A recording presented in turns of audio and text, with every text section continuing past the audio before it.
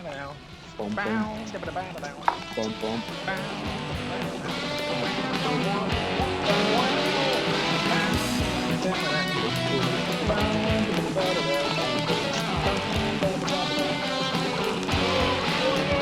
How are you? Hey Mark, how you doing? Yeah, not too bad, not too bad. How are you? Yeah, not too bad. You got a busy morning today. Busy all day, but yeah, can't complain. Yeah, keeping on What about going, you? keeping steady. So I kind of wanted to touch on a topic. I think that you're specifically good at is that kind of innovate or die mentality. You know, you've kind of got to switch it up a bit, which I think from following you for the last few years and everything, the kind of stuff that you're doing is very much innovative stuff. Like it's not, you don't really play it safe very often. Cool. Yeah, yeah, Is we can cover that that. something you do? Do you intentionally do that? Is that something that comes naturally to you? Do you kind of naturally just, you're kind of naturally thinking outside the box? You're naturally looking for that, that little bit of extra something that, even something as humble. I mind watching the kind of the timeline process of the crumpet that you did a while ago. Right. And even that, to me, I'm like, you've just taken a crumpet and you're kind of, redefining what it means for it to be a crumpet. You kind of, it's, it's, is that something that comes naturally to you? Um, yes and no. I mean, I think as a chef, I think we all have to sort of try and do something that, the guy across the road isn't doing or the guy down the street isn't doing.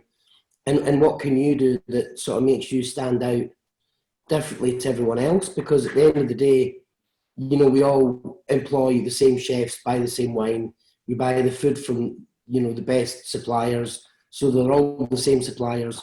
But what can you do with the ingredients that make them just that little bit, different or better than someone else? And it's not ever to the detriment of the ingredient because all you're ever trying to do is get the best out of that ingredient. Um, so yeah, I think as a team, we do just sit down and go, right, it's almost asparagus season or it's almost, strawberry season. What can we do with these strawberries? And try and sort of, bring the whole team around the table and say, right, what's your ideas? What do you want? What do you think? Or, what have we done before that we can bring back? And even if it was on a different dish, how can we sort of slightly change or tweak it and make it fit this dish? Or do we have to look at something completely new? And sometimes that process might take a week. Sometimes it might take 3 months. It's just, it's always different. So it's Which, something that we intentionally do, but not something that we ever try and force, if that makes sense. so is it? Yeah, no, 100%. That's kind of. It is natural, yeah, but it's almost you amplify it, to kind of keep. I suppose it keeps the team interested as well. Keeps your restaurant fresh. It keeps you new. It keeps you on trend Yeah, as and I well. Yeah, think, it's massively back, important. I think back in, when was it, 98? Yeah, 1998, I became a pastry chef. Um, Mhm. and I worked at a place called Octorara House. And I'd met Kieran, the head chef in the pub one night, and I wasn't working there at the time. And he said, look, I've got a pastry chef job coming up. Why don't you come work for us? And I'd always sort of seen him in the pub, you know, every couple of weeks or something. So we sort of got friendly. And I said, look, I don't know anything about pastry. I don't know anything about desserts. I know how to make creme brulee, stick toffee pudding. I probably know how to make ice cream. I can probably make chocolate mousse. And he said, that's fine, I'll teach you, it's fine. So there was only 5 chefs in the kitchen. And the rule was the menu used to change every month. So there was 4 starters, 4 mains, 4 sweets. I think we had about 40 cover restaurant, if I remember correctly. But on the first day, he said, right, so the menu changes every month, but you're never allowed to repeat anything. So because you don't know how to do desserts, you're going to have to innovate and learn. So it meant that if I'd done a chocolate tart this month, I could never do chocolate tart again. And we only eat so many berries, fruits, different types of chocolate. So it meant as soon as I put a menu on, obviously we'd done a tasting with Kieran, the owner, Mr. Brown. The following week, I would have to start on the new menu because I would only then have 3 weeks to try and sort of come up with a new menu that wasn't repeating stuff or using the same garnishes, or so it sort of forced me to be innovative in a way, and to try and sort of manipulate, and I think the one thing with desserts is, and I've said that a few times before, you can't just buy some strawberries, put them in a bowl and say that's a dessert, because it's not, manipulate that ingredient and tease out the best of it to turn it into a cold soup, a sorbet, a souffle, an ice cream, a tart, a mousse, whatever it's going to be. And I think I sort of look at all ingredients the same way now. Because, so while I was a pastry chef, I always still had to cover the larder chef's day off. I'd always have to cover the sous chef's day off. And the amount of times I would walk onto the sections and there'd be a mise en place list of stuff I had to do before service.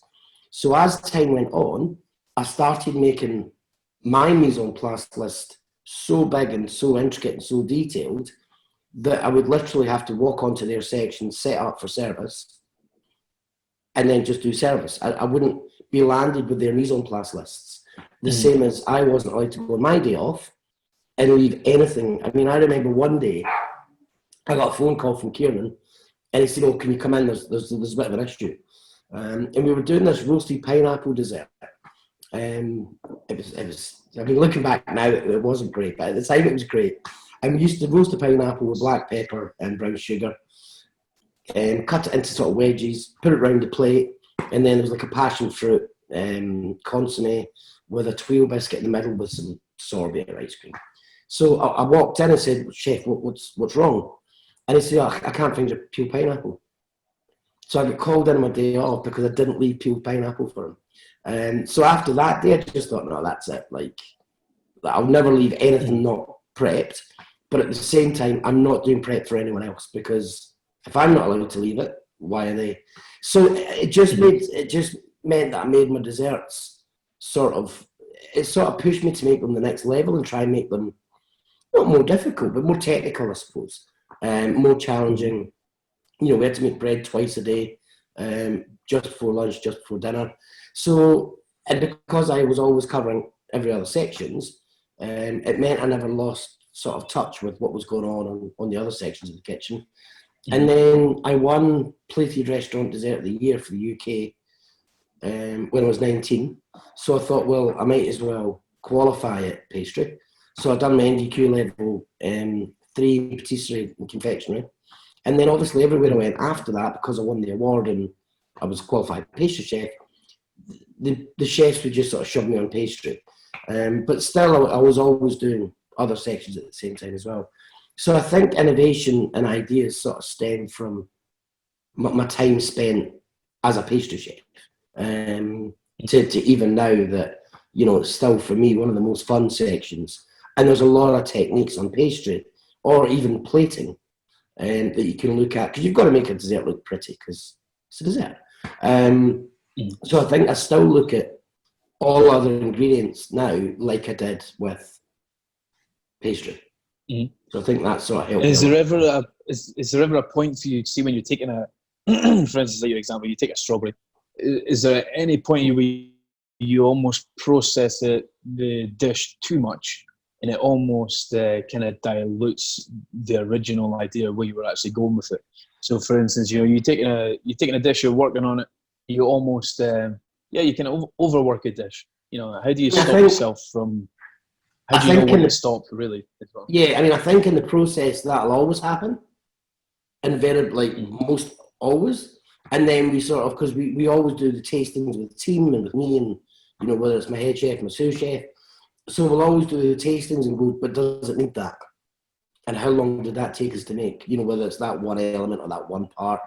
And then we'll start taking stuff off. So I think it sort of always happens that we will always overwork it, but then we need to pull it back. So that's a fundamental process of making the dish. Yeah, on paper, a dish might sound like it needs, a crispy element or a hot element or a frozen element. But then when it actually comes together and put on a plate and you eat it and you go, actually, it doesn't need that. Take it off. So yeah, it happens all the time.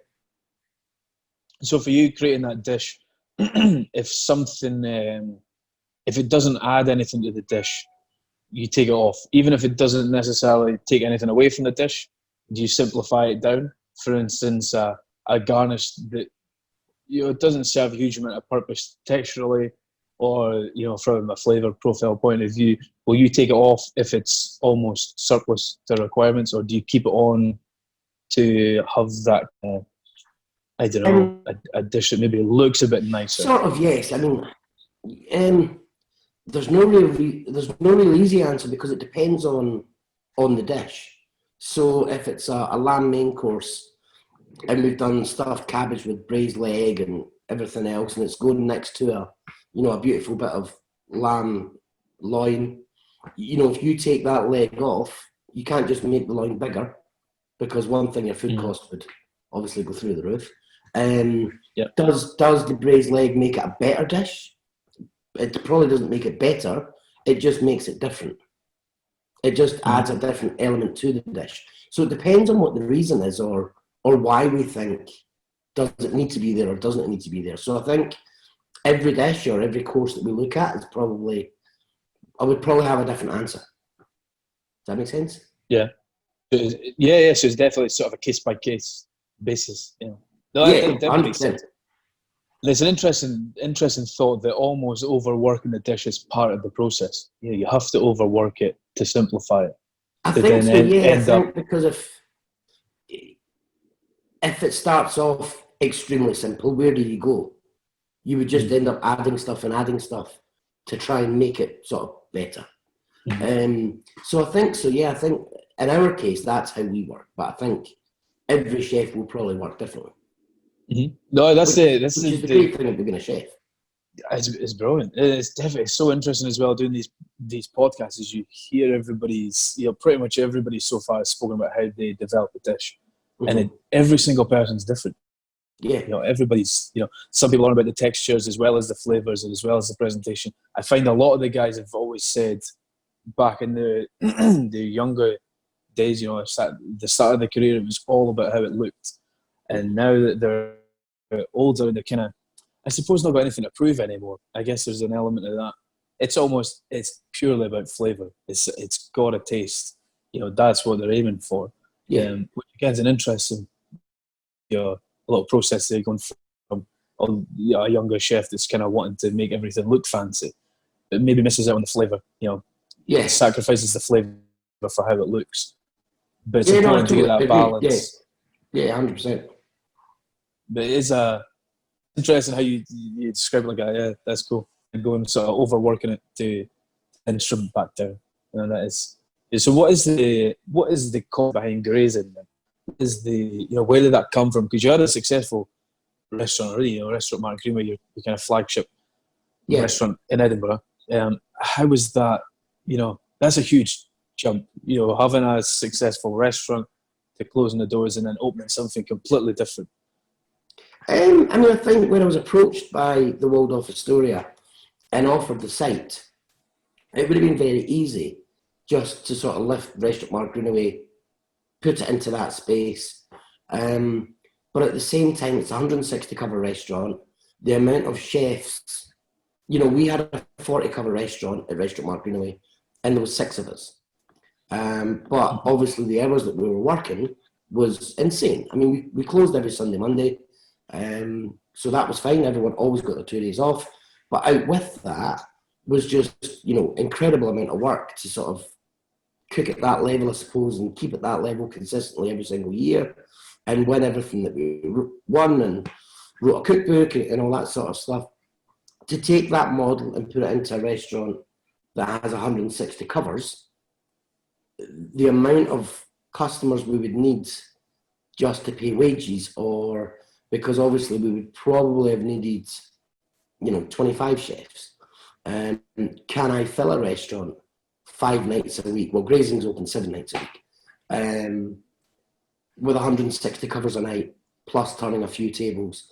So it just made sort of more sense to make it a sort of more casual affair, but without sort of, we simplified the food, but without simplifying or restricting techniques or methods or suppliers. So we still do everything the same way. We still cook the meat the same way, we cook the fish the same way, we make the purees and the stocks and the sauces the same way. There's a sticky toffee pudding souffle on the menu that takes 14 minutes once you've ordered it. So, but we've just sort of simplified and pulled everything back. So things can do a much bigger volume. And when the Waldorf Astoria come asking if you would mind moving into their building, it's very hard to say no. So we said yes. Even though that's quite a daunting task as well, going from 40 to 160. even if you are simplifying the food slightly, keeping the quality, keeping the techniques and, everything that you're about, even just, bumping up the covers to 106, it's a massive undertaking. Yeah, but we've done some clever things. So there's a grill section on the menu. So we've got like 6 steaks on the hope that sort of 20-30% of the covers would go for that. And it's worked. 20-30% of the covers probably go for that. The stick toffee pudding souffle, we probably sell 40% of diners that have dessert have that one dessert. So it makes the mise en place for the rest of the desserts a lot easier because you don't need the volume. And obviously there's not that much work in a souffle. So it's the base and some egg white. It's not, it's not difficult, as you know. Yeah. So I think it's just about being clever with the menu and putting things on that people will read and instantly recognise and then want to order. We don't use any sort of French terminology. If we do sous vide something, we don't write it on the menu. I just don't think customers care anymore. It's about the quality of the product and the taste and the presentation, rather than us trying to be clever and use, smart terminology or smart words that they've never really understood. So yeah, it's obviously a challenge because staffing is a challenge, but it's no more a challenge than it was doing 40. And was it difficult? Was it difficult to make that decision to shut?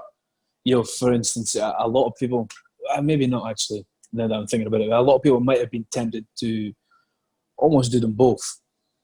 Have your flagship restaurant, because for instance, I was speaking to Adam Handlin the other week, and it's just a guy from Dundee, obviously a phenomenal chef, but he's now running 5 different locations in London.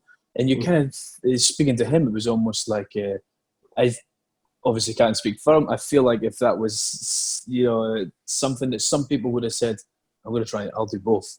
Was it difficult?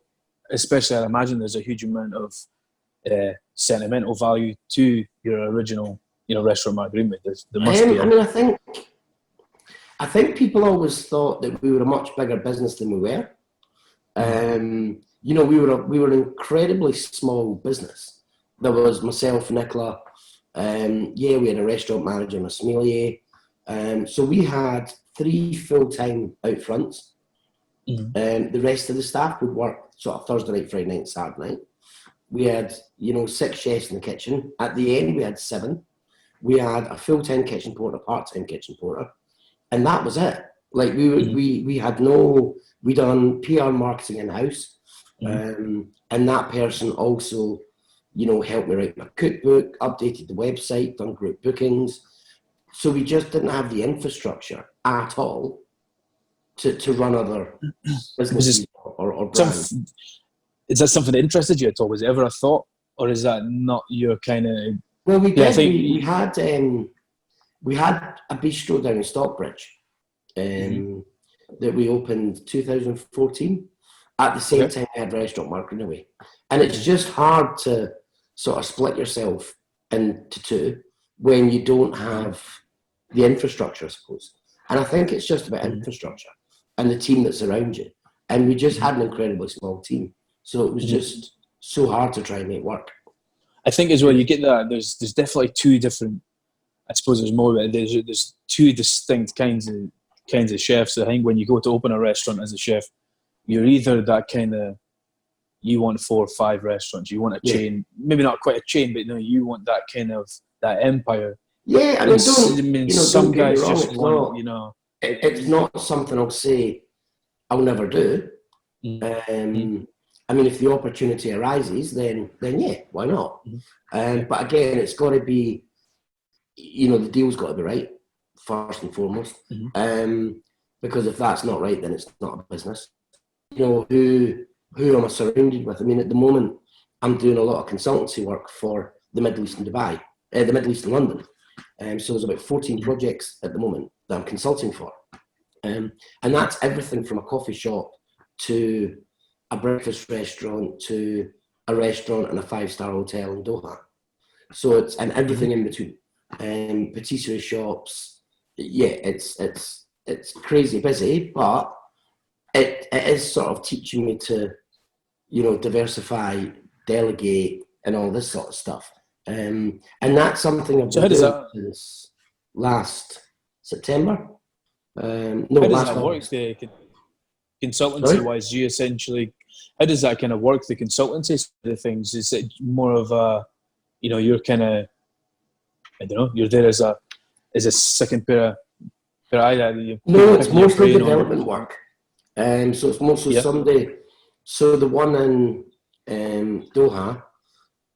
So it's working through a company in London that the owner of the company I knew 14 years ago. I used to work for him, and he approached me and said, "Look, we've got a couple of projects. Would you mind doing some development work for us?" And I was like, "Yeah, it's something a bit different. I'll pop down to London. I'll have a chat." And it went from doing one project to now, well, they're doing more than 14, but I've got 14 under the umbrella that I'm working on. And it's mainly development. So the one in Dubai, Doha, sorry, is still getting built. So we wrote the concept development piece of this is what it'll be. This is the sort of idea of the space. The designers then went away and mocked up some designs. It then came to me to write the menu brief of what the menu would be. That was then accepted, so I then finished writing the menu. So the menu's now finalised. You then have to get, obviously, similar type images to make a mood board, because these dishes haven't been developed yet, so you can't take photographs of them. And then the stage after that is I'll actually go into development. So we've got a restaurant in London, and I use their kitchen. And I go in and develop all the dishes, photograph them, send them off to the brand. The ones that they then accept and say, "Yep, looks good." I then complete the recipes. That then goes into a pack. And then prior to opening, I'll go in for 2 weeks, train all the staff on the menus and the techniques or the recipes. And once it's then open, I might stay for a week or two. And then sort of step back and leave it to the head chef. The head chef normally starts about 6 weeks prior to opening as well. So he'll work with me for the last 6 weeks on and off. And then every week we've got a Zoom call for an hour just to say, right, how are you getting on? What's the challenges? What's the issues? What's problems? And amongst all that, another project will be given to me and I'll start the whole process again for another brand. So you're essentially, you're like you're a human build your own restaurant starter kit thing for hire. It's not something I ever seen myself doing.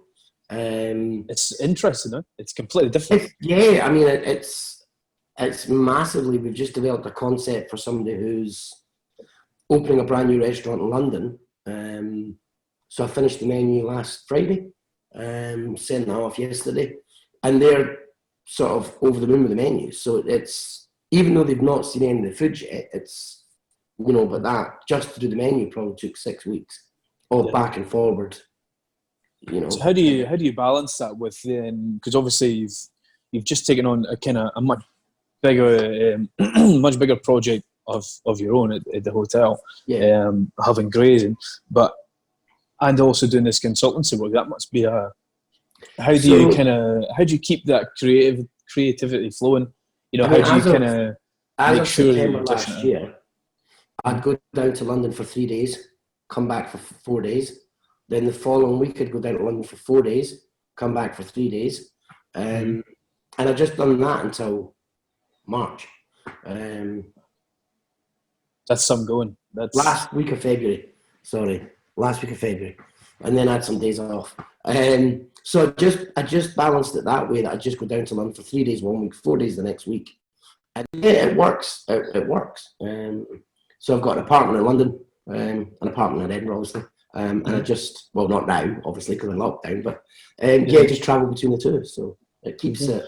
Do you know, and it sort of challenges me as well. I mean, I'm consulting for a chain of coffee shops in London, and there's only 12 of them.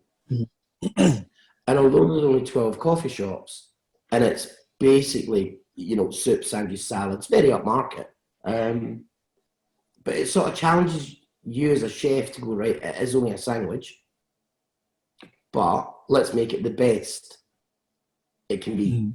And it's, it's good fun. How do you make sure that you save some of the good ideas for yourself? How do you balance that? how do you balance that being like, oh, I've got this fucking excellent idea. But I don't know, I'll maybe use that reason instead. Or maybe nick that one. Well, you can't nick it, it's your own idea, but how do you know which ones to dish out and which ones to... I'm trying to think of an idea that I gave to the client they didn't want. Then I used it. It's weird because out of all the dishes that you develop for a brand, and they're all international brands that don't, people don't even know that they've got development chefs. So you'll put forward your ideas, they'll love them, you'll then develop the dish, take the photograph, send it off, and they'll go, nah, maybe try this. And you go, okay, I'll keep that. So it's actually building up my repertoire rather than the other way around. So yeah, it's and I think, and I'm still trying to learn it, is trying to put on the different hat. So when I walk into the restaurant, and I'll sit down with my head chef and go, right, what we doing? Where are we? What day is it? Right, okay. And then you've sort of just got to try and get into that zone of, right, this is where we are and this is what we're doing today. I mean, at the moment it's crazy because obviously it's Zoom calls, but sorry, what I mean, there's some kind of there's an aspect of the Zoom calls that are quite nice. So it's quite, I don't know, it's anytime, anywhere. Like it's not really it's quite nice, I think, sometimes. But having this kind of, I don't know, having that is a completely different skill in itself. Being able to look at, for instance, where you are when you're in Edinburgh, for instance, somebody approaches you and says, we've got this place down in London that's looking to open. We need you to do a menu for it. How easy is it for you to take that restaurant and then almost have a look around as well, see what else is getting offered in that area? What is it lacking? What can it do with? Is that something that you have to focus on? No. So the team that I work with do all that for me. So the team that I work with will do a market study. They'll do competitor study. They'll do, market analysis. They'll then come back to me with the pack and go, this is everything you need. I'll then obviously work my way through it and see if I've got to ask 20 questions or 100 questions. Go back to the team that I'm working with and go, right, this is what I need to know.